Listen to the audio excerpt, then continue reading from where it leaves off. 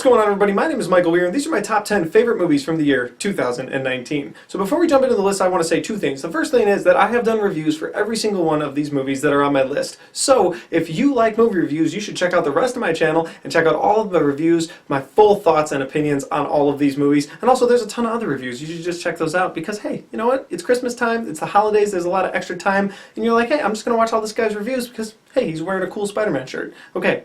The second thing I want to say is, this is my list. I understand that all art and videos and movies and every cinema in general is all viewed differently. Just like I can look at a painting and be like, huh, it's beautiful. And you can look at a painting and go, it's disgusting. Movies are the same way. We can both look at a movie, we can both sit in the theater, in the same theater, at the same time, and experience a movie differently, and that's what's beautiful about movies. So my top 10 list is probably not going to match your top 10 list, and that brings me to this. I'd love to know what your top 10 are. So put that in the comment section down below after you've watched this movie, and let's see where our lists compare and where they differ. That being said, let's do the list.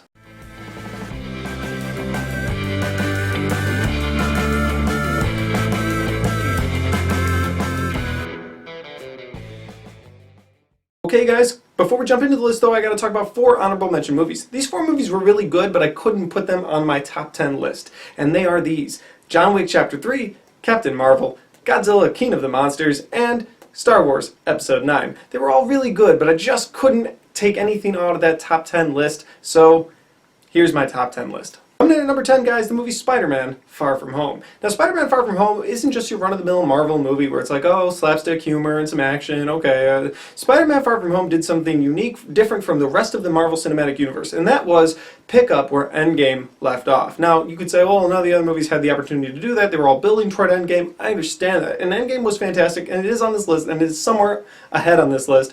But Spider-Man Far From Home made people say, ooh, okay, Marvel Cinematic Universe still has a lot to offer, and that's pretty cool, and it was a good thing that Marvel did it that way. So, Spider-Man Far From Home is my number 10 movie in the year 2019. Coming in at number 9, guys, is the movie Happy Death Day to You. Happy Death Day to You was a sequel to the Happy Death Day movie, which was a slasher movie. And what this movie did differently was it went from taking a movie that was a slasher genre movie to a sci-fi genre movie, and that's pretty cool. They were able to do that. Not only were they able to do it, pull it off, but they executed it very well. And until like the last 2-3 minutes of the movie, it was a very solid movie. The last 2-3 minutes were kind of throwaway humor, I guess, but the rest of the movie was really good. I liked it a lot, and there was a little bit of whodunit still, and I liked that. So, Happy Death Day to You is my number 9 movie of 2019. Coming in at number 8, guys, you have the movie Dr. Sleep. Now, Dr. Sleep is a follow-up to The Shining. I liked The Shining before I saw Dr. Sleep, but Dr. Sleep did something unique that I've never had a sequel do for me before, and that is make me like the original even more. Not because Dr. Sleep was bad, but because Dr. Sleep filled in any of the gaps, any of the holes,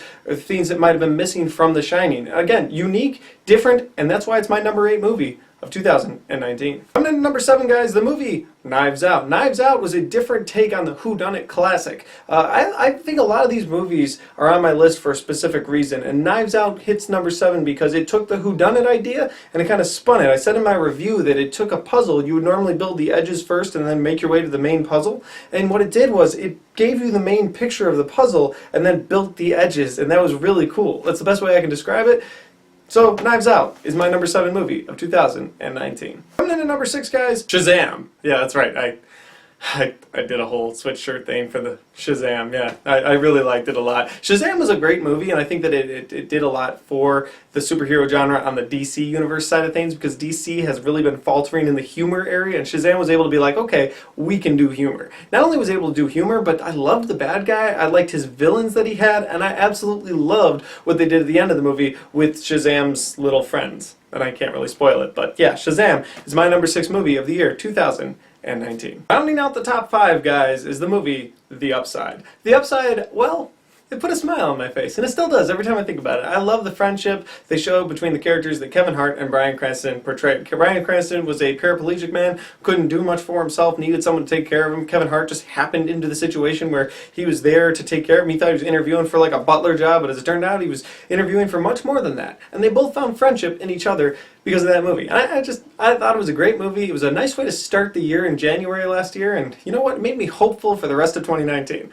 which was pretty cool. So that's why The Upside is my number 5 movie of 2019. Coming in at number 4, guys, the movie stars Zac Efron. It was a Netflix movie, the only Netflix movie on this list, but it came out in 2019, so it qualifies for this list, and that is extremely evil, shockingly wicked, and vile. The unique thing that made this movie get on this list, be one of my favorite movies released in 2019, was that we all know the story of Ted Bundy. We know he did it. But this movie questions that to the point where while you're watching, you're like, man, did he do it? But by the end, you're like, oh yeah, he did it. So that's why Extremely Evil, Shockingly Wicked, and Vile is my number 4 movie for the year 2019. Coming in at number 3, guys, is the movie Joker. Now, Joker starred Joaquin Phoenix as the Joker. I really did not have high hopes for this movie going in. The marketing was bad. Then the last trailer that dropped for this movie made me want to see it. Like, I was like, oh, this might be good. And it was. Now, not to say this movie wasn't very depressing, because that is a for sure thing. The movie Joker was very depressing. But what this movie also was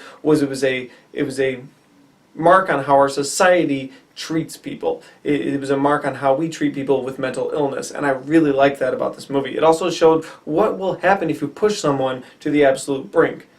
But it also showed what will happen when someone gets there in their head and no one's done anything to them. So without spoiling it, yeah, Joker gave you 2 different ways to view the movie. Either everyone in society was mean toward this guy, which is very possible because we don't live in a very nice society, or this guy was just absolutely crazy and no one was doing mean stuff to him. He was just going crazy throughout the movie. I loved it. Even though it didn't have Batman, I thought they set up the universe well. And if it's a one-off, it's a one-off. And if they actually do a sequel, I'll be surprised, because I'm pretty sure that's why Joaquin did it, was because they weren't going to do a sequel. So we'll see.